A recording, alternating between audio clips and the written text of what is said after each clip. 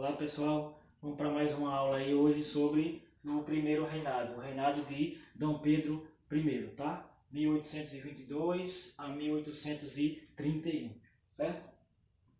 Então aqui ó, nosso mapa mental, vamos lá, começando daqui, tá pessoal? Primeiro até o sexto aqui ó, seguindo aqui ó, sentido aqui anti-horário, tá?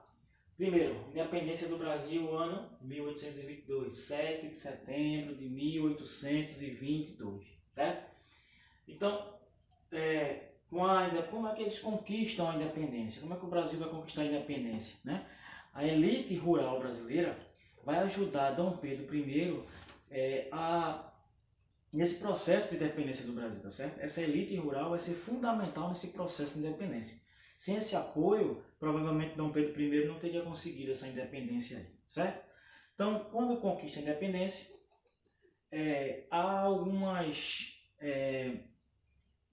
coisas que fizeram com que retardasse um pouquinho esse processo de elaboração de uma Constituição, por exemplo, da formação de um Estado moderno, né, no Brasil. Por quê? Porque o Brasil ainda teve que pagar uma indenização a Portugal.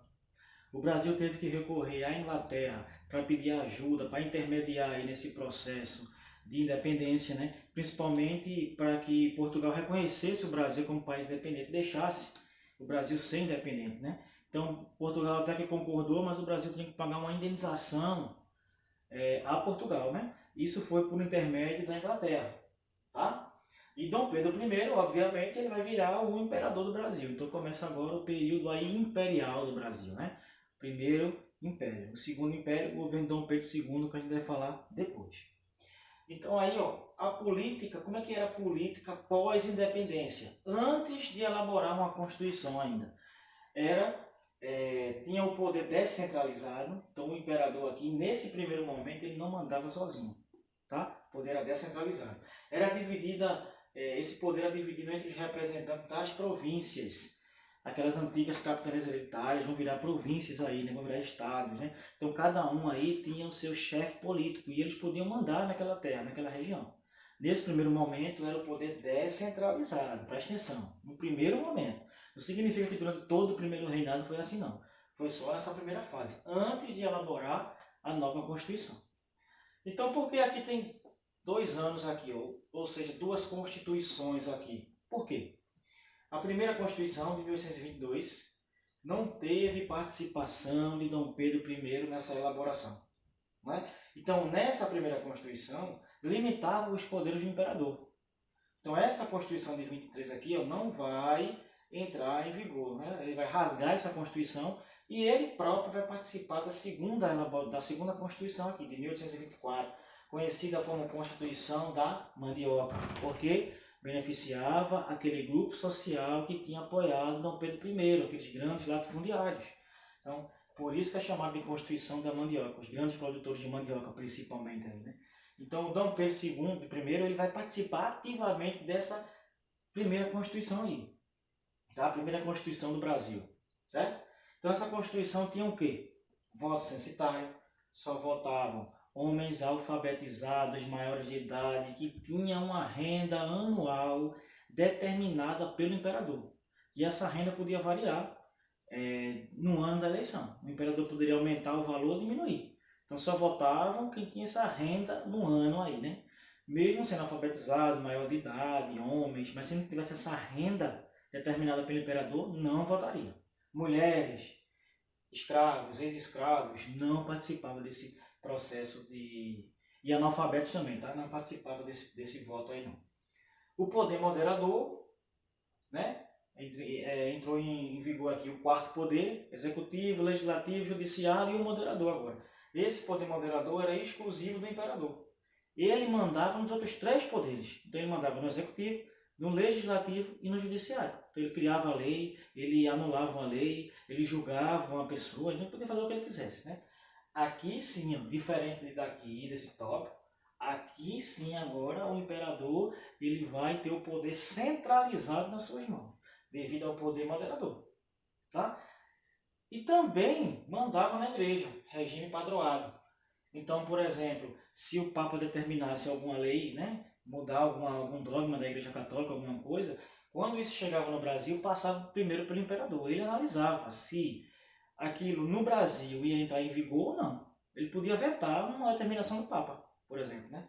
Isso aqui vai ser um dos motivos que vai fazer a igreja apoiar uma república no Brasil, quando a gente falar isso mais na frente, tá certo? Então, esse regime padroado, ele também mandava na igreja católica. Lembrando, depois da independência, permaneceu o Brasil sendo um país católico ainda. Obrigatoriamente, todo mundo tinha que ser católico, tá? Devido a essa Constituição aqui, vai ter a Confederação do Equador, revolução que ocorre em Pernambuco, mais uma, né? Lembra da aula passada, a Revolução Pernambucana de 1817. Essa aqui, Confederação do Equador, ocorre aonde? No mesmo ano aqui, 1824, em Pernambuco, tá? Por que Confederação do Equador? Os estados que vão fazer parte ficam próximos àquela linha imaginária do Equador, então por isso o nome Confederação do Equador, tá? Então o que é que eles queriam? Eles eram contra, praticamente, para ser mais prático aí, para resumir bem aí, ó, eles eram contra essa Constituição. Eles eram contra essa centralização do poder aí nas mãos do imperador. Ele queria um voto, o fim do voto censitário, por exemplo. Ele queria o fim do poder moderador, não é? Então eles queriam participar da política. Nem que para isso fosse necessário, está aqui, ó, separação de Pernambuco. Se fosse necessário separar Pernambuco do resto do Brasil para que houvesse o fim disso aqui, eles estavam dispostos a isso. Os líderes dessa revolução são os mais intelectuais aí, tá? Participam jornalistas, advogados, participam membros da igreja. Um dos principais líderes era um frei chamado de Frei Caneca, tá? Ele era um dos principais líderes. Por que a igreja vai participar? Justamente por conta do regime padroado. A igreja queria quebrar isso, né? Acabar com isso. E o imperador mandar na igreja católica no Brasil. Então essa Confederação do Equador não vai ser igual a outra, né? A Revolução Pernambucana, e ela vai ser duramente repressiva pelo imperador. O imperador vai mandar prender e matar os principais líderes, né? Frei Caneca, por exemplo, vai ser fuzilado, vai ser condenado à morte. Ele vai ser fuzilado lá na frente, lá onde hoje é o Forte das Cinco Pontas, em Recife, tá?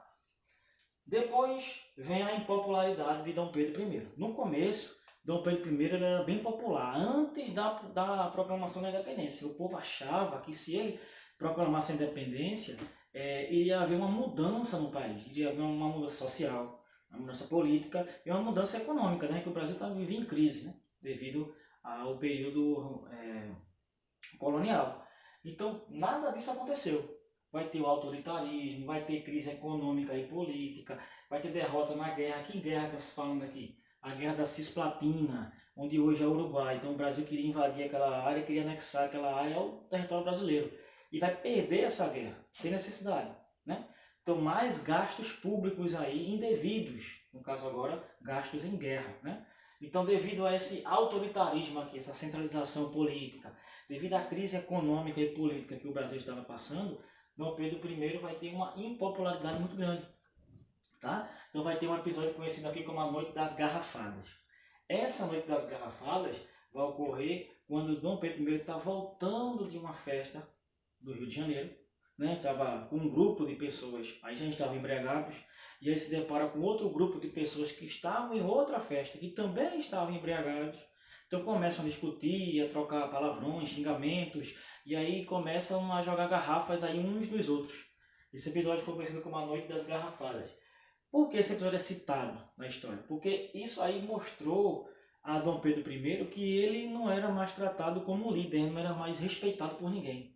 E aí ele vai tomar a decisão de abdicar do trono brasileiro e voltar para Portugal. Porque o pai dele havia morrido em Portugal, então ele tinha que tomar uma decisão. Ou voltar para assumir o governo, ou ficar no Brasil, ou simplesmente governar os dois ao mesmo tempo, ou aqui ou lá em Portugal, né? Mas quando ele percebeu que a impopularidade dele estava muito grande, então ele resolve voltar para Portugal. E vai deixar aqui no Brasil seu filho, Dom Pedro II, de apenas 5 anos de idade.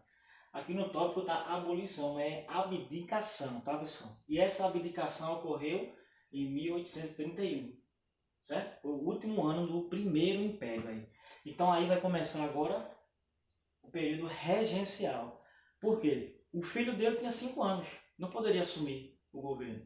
Então o que é que vai acontecer? Vão governar no lugar dele até ele atingir a maioridade, que era na época de 21 anos, 18 anos, né? Mas só que